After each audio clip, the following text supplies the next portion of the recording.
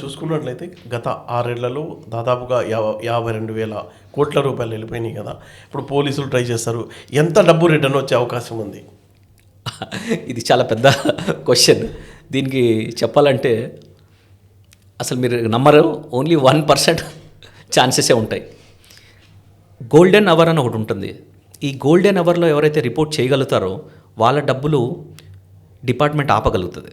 అంటే first 1 hour లోపలే ఇమీడియట్గా మీకు ఫోన్ హ్యాక్ అయిందని మీకు అప్పుడే తెలిసిపోద్ది. అప్పుడే మీరు వాడికి ఓటీపీ ఇవ్వడమో ఏదో చేస్తారు, 2 ఫ్యాక్టర్ అథెంటికేషన్లో దొరికిపోతారు. దొరికిన వెంటనే మీరు ఆ నెంబర్ కొట్టినట్టయితే కాల్ 1930కి వాళ్ళు బ్లాక్ చేస్తారు. బ్లాక్ చేసి ఎక్కడెక్కడ అకౌంట్ డబ్బు వచ్చింది గోల్డెన్ అవర్లో చేస్తే బ్లాక్ అవుద్ది డబ్బులు. తర్వాత అవి వస్తాయి. ఎప్పుడైతే వాడు హ్యాకర్ అక్కడి నుంచి మూవ్ చేశాడో అప్పుడు మనకి డబ్బులు రావు. ఓకే. సో అందరూ డిలే ఏం చేస్తారంటే ఈ ఫ్రైడే కాన్సెప్ట్ అని ఒకటి ఉంటుంది. హ్యాకర్స్ ఎప్పుడు ఏం చేస్తారంటే ఫ్రైడే టార్గెట్ చేస్తారు మెయిన్గా. ఏ టైంలో? ఫ్రైడే రోజు కూడా ఫ్రైడే ఈవినింగ్ టైం అయిపోయిన తర్వాత, బ్యాంక్ టైం అయిపోయిందో దాని ముందో ఎర్లీ అవర్స్లో, ఫ్రైడే లేట్ అవర్స్లో ట్రై చేస్తారు. సో ఫ్రైడే లేట్ అవర్స్లో ట్రై చేయడం వల్ల ఏమవుద్దంటే మనం ఏం చేస్తాం, డిలే చేస్తాం. ఏముంది ఇంకా టైం ఉంది కదా, మనం మండే వెళ్దాంలే బ్యాంక్ అనుకుంటాం. ఎందుకంటే సెకండ్ సాటర్డే హాలిడే ఉండొచ్చు, సండే హాలిడే ఉండొచ్చు. ఈ హాలిడేస్ అప్పుడు మనం వెళ్ళాం బ్యాంక్స్కి. అదొక డిసడ్వాంటేజ్. కాబట్టి మనం ఫ్రైడేస్ చాలా అలర్ట్గా ఉండాలి. అసలు ఇప్పుడు ఈ సైబర్ క్రైమ్ జరిగినప్పుడు ఎవరిని నిందించాలి? పోలీసులనా, బ్యాంకులనా, లేకపోతే ఈ టెలిఫోన్ కంపెనీలనా, ఎవరిని? ఇప్పుడు టెలిఫోన్ సైబర్ క్రైమ్ జరిగినప్పుడు మనకి సోర్స్ 3 ఉంటుంది. ఐదర్ ఫస్ట్ ఫోన్ హ్యాక్ చేయడానికి అవుద్ది. తర్వాత మనం ల్యాప్టాప్ అంటే ల్యాప్టాప్ ఒక డివైస్, ఆ టెలిఫోన్ నెంబర్ స్వాప్ చేయొచ్చు, ఇంకో సిమ్ వాడచ్చు. సో ఫోన్ డిపార్ట్మెంట్ది రోల్ ఉంటుంది. నెక్స్ట్ సెకండ్ బ్యాంక్ రోల్ ఉంటుంది. థర్డ్ పోలీస్ డిపార్ట్మెంట్ రోల్ ఏంటంటే క్రైమ్ జరిగిపోయిన తర్వాత, క్రైమ్ జరగక ముందు అంటే ఈ రెండింటిదే రోల్ ఉంటుంది.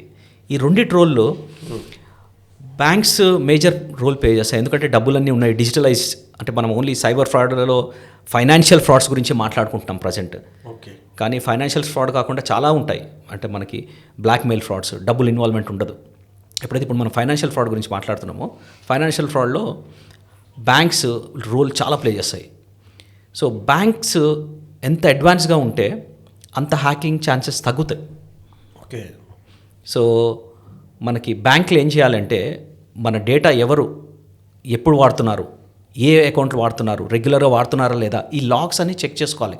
వాళ్ళ ఓన్ అల్గరిథమ్స్ డెవలప్ చేసుకొని రీసెర్చ్ చేస్తే దొరుకుతారు. కానీ ఇప్పటిదాకా మన బ్యాంక్స్ ఏం చేసినాయి అంటే అవి కూడా నేర్చుకుంటున్నాయి. They are still learning. So వాళ్ళు ఇంప్లిమెంట్ చేస్తున్నారు కొద్దిగా గొప్ప ఎలాగో అలా ఇంప్లిమెంట్ చేసుకుంటూ వస్తున్నారు. ఇప్పుడు మీరు స్టార్టింగ్లో చూసినట్టయితే మనకి బ్యాంక్స్లో 2 ఫ్యాక్టర్ అథెంటికేషన్ ఉండేది కాదు. ఇప్పుడు 2 ఫ్యాక్టర్ అథెంటికేషన్ వచ్చింది. ప్రతి బ్యాంక్లో మనం ఒకసారి లాగిన్ కొట్టిన తర్వాత పాస్వర్డ్ కూడా అడుగుతుంది. సో అట్లాగే ఆర్బీఐ గైడ్లైన్స్ అవుట్ సోర్సింగ్ వాళ్ళని తీసుకుంటున్నారు బ్యాంక్ వాళ్ళు. వాళ్ళకేమో కొంత డేటా తీసుకెళ్ళి ఇస్తున్నారు. వాళ్ళు ఫోన్లలో హింసిస్తున్నారు. ఆ తర్వాత ఆ డేటా అమ్ముకుంటారు కదా.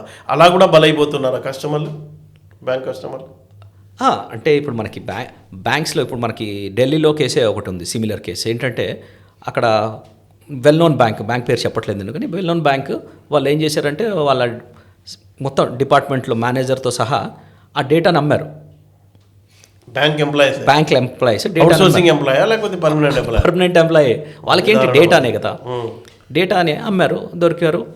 ఎలా వచ్చింది అంటే అనలైజ్ చేస్తే దొరికారు. వాళ్ళని సస్పెండ్ చేయడం కూడా జరిగింది, తీసేయడం కూడా. కానీ డ్యామేజ్ అయితే జరిగిపోయింది కదా. సో ఇలా ఉంటుంది. అంటే వాళ్ళు ఏం చేస్తారు, డేటా అమ్మడం అంటే వాళ్ళ ఉద్దేశం ఏంటంటే వాళ్ళ టార్గెట్స్ ఉంటాయి. ఇన్సూరెన్స్లో ఏవో చేయించమని వాళ్ళ కస్టమర్ కేర్ కాల్ చేయమని వాళ్ళ ఎంప్లాయీస్కి ఇస్తారు. వాళ్ళ ఆ కాల్స్ వాళ్ళ పర్సనల్ ఫోన్స్ నుంచి చేస్తున్నారు.